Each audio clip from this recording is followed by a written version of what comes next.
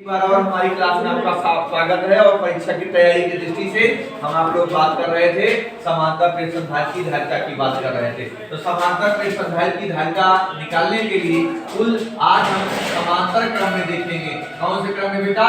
समांतर क्रम में। अगर समांतर क्रम में दो संधारित्र दिए गए हो, मान लीजिए पहले संधारित्र की धारिता C1 और दूसरे की C2, तो निकुल धारिता का सूत्र होता है C बराबर C1 + C2। अब आपको ये देखने की आवश्यकता है कि समांतर प्लेट संधारित्र मान लीजिए इस तरीके की हैं दोनों। बहुत इंपॉर्टेंट केस लेकर आया हूं और इस केस से आप कैसे सीख जाओगे। ये सरल भी होता है और पूछा भी जाता है। तो बेटा इस दो प्लेटें मान लेते हैं इस तरीके की दी गई हैं। पहले का परावैद्युतांक K1 और दूसरे का परावैद्युतांक क्या है बेटा? ये है K2। आप यहीं से देखोगे ये खाली स्थान रहेगा अगर यहाँ पर, तो आप इसको समांतर क्रम में जोड़ा हुआ पाओगे। कौन से क्रम में इसको बोलते हैं?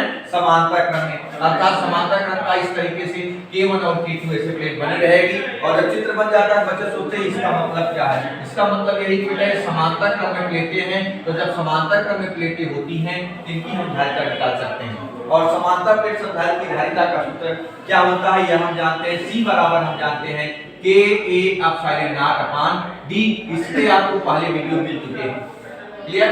जिस पे वीडियो प्राप्त कर चुके हैं उसके सहायता से हम इस पे फार्मूला लगा सकते हैं। अगर हम कहें ये पहली प्लेट है जिसका परावैद्युतांक K1 है, तो इसका अगर धारिता निकालो तो यहाँ लिखोगे क्या बेटा? बोलो। इसका फार्मूला हो जाएगा C1 बराबर K1 और A/ε0/d।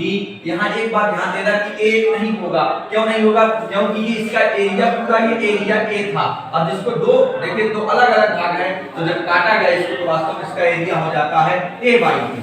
तो एरिया हम A की जगह क्या रखेंगे पहले प्लेट के लिए? A/2। इसी प्रकार से देखेंगे दोनों बराबर भागों में बांटे गए। और जब दोनों बराबर भागों में बांटे जाते हैं तो हमें ये बात विशेष याद रखनी है कि दूसरी प्लेट का भी एरिया A/2 हो जाएगा। तो दूसरी प्लेट की बात करेंगे तो C2 आप लिखोगे K2 और A/0/A/2 है इसलिए A2d हो जाएगा। क्लियर? अब आप ध्यान देंगे इनकी कुल धारिता यानी समांतर प्लेट संधारित्र की कुल धारिता या तुल्य धारिता भी इसको बोलते हैं। तो C बराबर आप लिखोगे C1 + C2। बहुत विशेष बात है ध्यान देने की। मैं गारंटी के साथ नहीं कह सकता, लेकिन ये इंपॉर्टेंट बात है कि परीक्षा में आना है।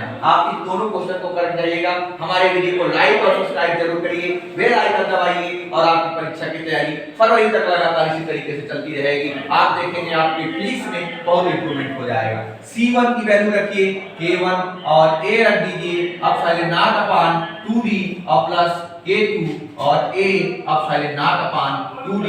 बेटा एलसीएम बराबर है तो C बराबर क्या आ जाएगा? C बराबर आ जाएगा K1 और A/0 प्लस K2 A/0/2d। ये इसकी परिणामी धारिता मिल गई। अब यहाँ पर एक इसका केस और ध्यान दीजिएगा जो केस बहुत कम देखने को मिलता है। इसका एक इंपॉर्टेंट केस क्या है? K1 और K2 की वैल्यू कहीं कहीं दे देता है। जो वैल्यू देगा हम रख देंगे, आसानी से हमारा काम आसान हो जाएगा। मान लेते हैं एक क्वेश्चन देख लेते हैं। K1 बराबर अगर 2 दे दिया और K2 बराबर 3 दे दिया, तो जहां K1 है वहां 2 रख दीजिए और जहां K2 है वहां 3 रख दीजिए। आपको देखिए इसी में एक क्वेश्चन और ऐड हो गया।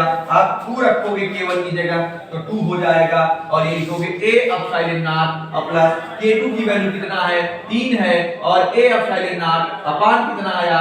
2d। अब आप देखिए ये वैल्यू बराबर है और ये वैल्यु बराबर है, तो आप लिखोगे 2 और 3 कितना होता है? 5 होता है। तो आप यहाँ लिख देंगे कुल परिणामी धारिता हो जाएगी 5A/0/2d।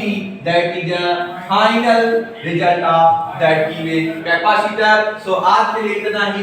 नेक्स्ट वीडियो में नेक्स्ट क्वेश्चन के साथ हम पुनः आएंगे। तो आप इसको जितना उपयोग करेंगे उतना आपका कॉन्सेप्ट क्लियर होगा। हमारे चैनल को लाइक और सब्सक्राइब जरूर करें। आज के लिए इतना ही, धन्यवाद।